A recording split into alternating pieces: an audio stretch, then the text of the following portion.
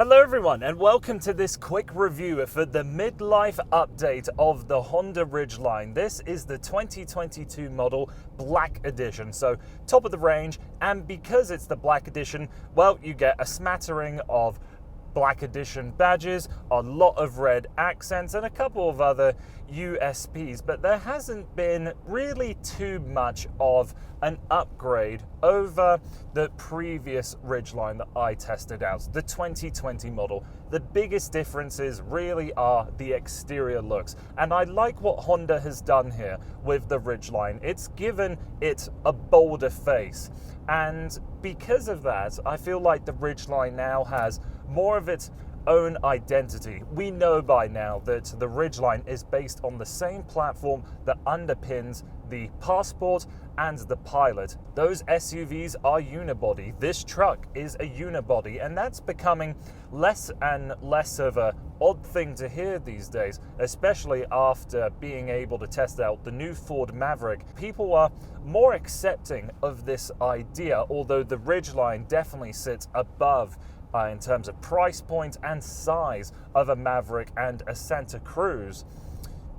It's still a vehicle that makes a lot of sense for people that occasionally need a truck. Maybe you just want the convenience of a bed, and with this product we have a built-in trunk and a spare tire that fits in there too. You can turn that bed into a sound system. It's all very clever, but the Ridgeline, I think, exists for individuals that know what they need out of a truck. The Ridgeline is honest about what it is, but like I said, with the new looks, it gets a little bit of a new identity. And when I tested out the 2020 model, I was annoyed that that model still had the touch control system for volume on the main screen. Here we finally got a volume knob, but it still isn't the latest display like what we see in the Accord or the new Civic or really any of the other latest Honda models. It still has this steering wheel that is lovely to the touch. I really like the leather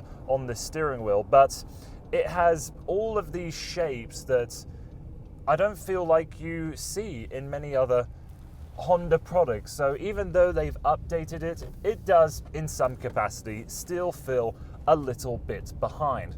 But the Ridgeline is a commendable enough product because it's nice to be in, it's nice to drive. The steering feels a fair bit heavier than what I last remember when testing out the Ridgeline, but I quite like that.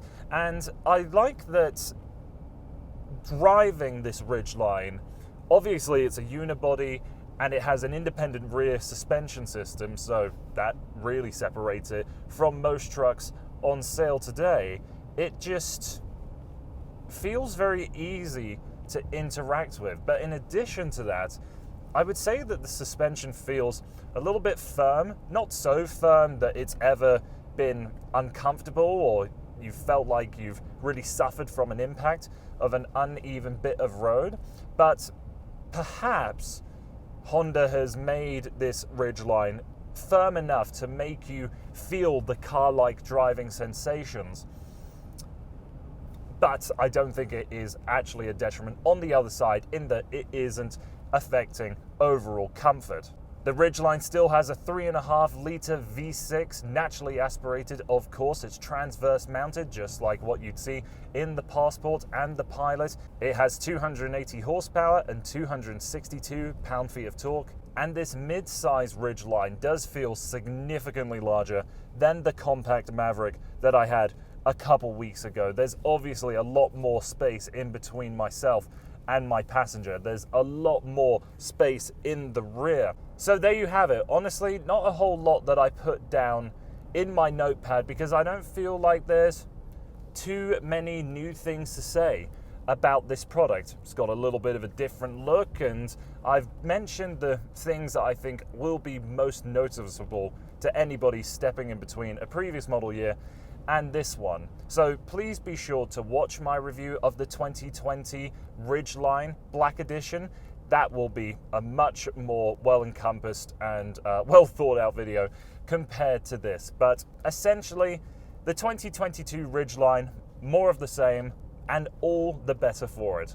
I think this is a vehicle that you could depend on and it's a vehicle that I have enjoyed living with for this past week.